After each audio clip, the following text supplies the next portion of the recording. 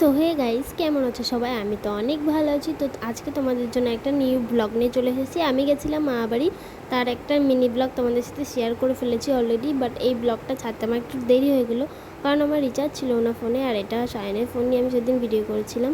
তো সকালে উঠে দেখলে আমি ব্রাশ ট্রাশ করে মা ভাত দিল, মাছ দিয়ে খেয়ে নিলাম। তখন আমি ভাত দিয়ে মাছ খেয়ে নেব। তারপরে আমি স্নান উপর ছাদে গেছিলাম একটু ঘুরতে, সেটাও ভিডিও করেছি। তো দেখো আজকের ওয়েদারটা কি সুন্দর। একটু আগে মেঘ করেছিল, বৃষ্টি হচ্ছিল, বাট এখনের ওয়েদারটা এতটাই সুন্দর যে কি বলবো। আর একদিকে আমার ঠান্ডা লেগেছে, তার জন্য বাড়ি থেকে মা নিচে থেকে চালাচ্ছে যে তাকিয়ে আয়, চান করবি চান করবি। তো আমি এখন চান করতে আছি, আবার তোমাদের সাথে পরে কথা হবে স্নান করে এসে। আর আজকে বিকেলে যেহেতু আমরা বাড়ি যাবো, রাতে স্নান টান করে গোছ কাছ তো করে নিতে হবে, তাই না? তো টাটা গাইস, পরে কথা হচ্ছে। সো গাইজ দেখো আমার স্নান করা হয়ে গেছে। হ্যাঁ, আর এই যে ঋতু বসে বসে খালি ফোন দেখে সারাদিন।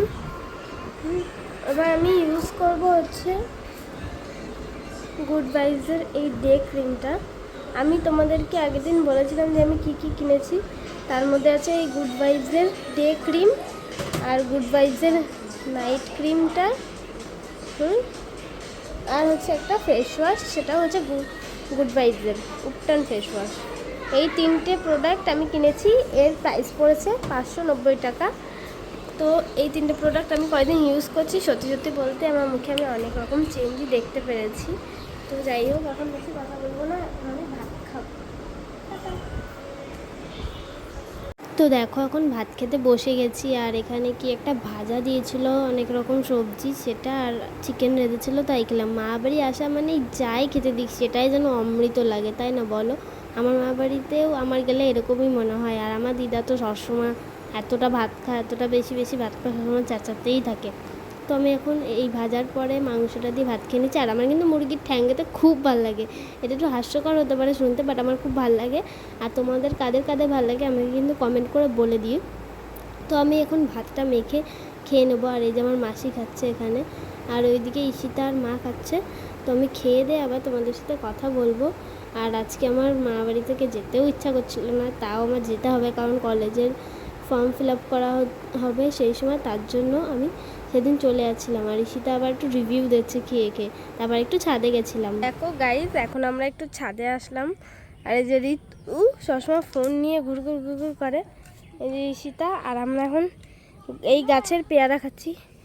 এই গাছটা দেখতে পাচ্ছ, এই গাছটার পেয়ারা খাচ্ছি। এই দেখো দেখো, তো আমরা এখন পেয়ারা খাচ্ছি। আর বসে বসে গল্প করবো। পেয়ারাগুলো সত্যি খুব মিষ্টি পেয়ারা। তো দেখো পেয়ারাটা খাই,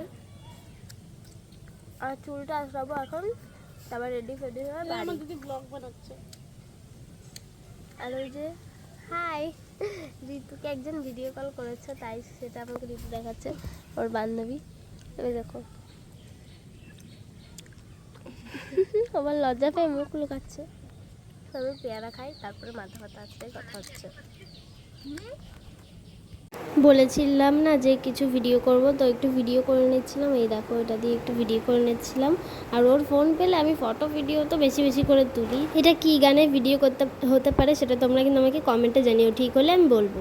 দেখো আমাদের ভিডিও বানাতে বানাতে বিকেল হয়ে গেছে, আর একটু পরে গিয়ে আমরা রেডি হবো। ঈশিতা এখনও ছবি তুলছে, আমি ভিডিও বানিয়েছি, চুলছে এতক্ষণ আমার দ্বারা আর সম্ভব হচ্ছে না, জন্য আমি চুলটা বেঁধে নিয়েছি। এবার ঘরে গিয়ে রেডি হয়ে গো টু হোম, তাই তো ঈশিতা? ঈশিতা যাবে আমাদের সাথে? ঈশিতা আজকে আমাদের সাথে যাবে না, আমরা চলে যাবো। তোমরা এই এখন আর এরপরে আর ছাদে আসবো না, আমরা এখন নিচে। সো দেখো আমরা এখন পুরোপুরি রেডি হয়ে গেছি, আর এখন আমরা যাচ্ছি বাড়ি।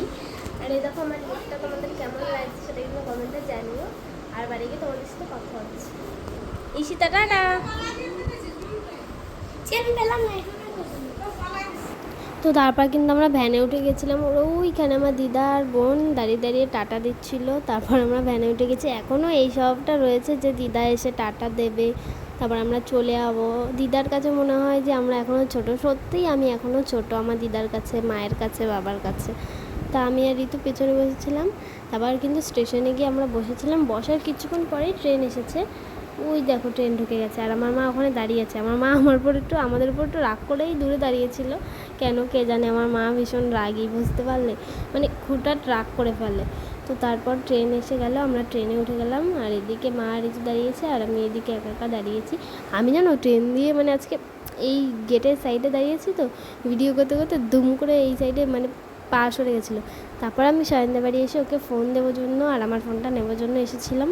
তো তারপর দেখি রাকেশদা আর ওই দাদাটা এসে দাঁড়িয়ে আছে। তো আমি এখানে বলছি যে আমার ভিডিওটা আমি এটুকুই রাখবো। তোমাদের কিন্তু ভালো লাগলে লাইক কমেন্ট শেয়ার করে দিও, আর আমার চ্যানেলটা সাবস্ক্রাইব করে দিও। তো tata guys, love you all, খুব ভালো থেকো সবাই। আবার দেখা হচ্ছে নেক্সট কোনো ভিডিওতে। টাটা।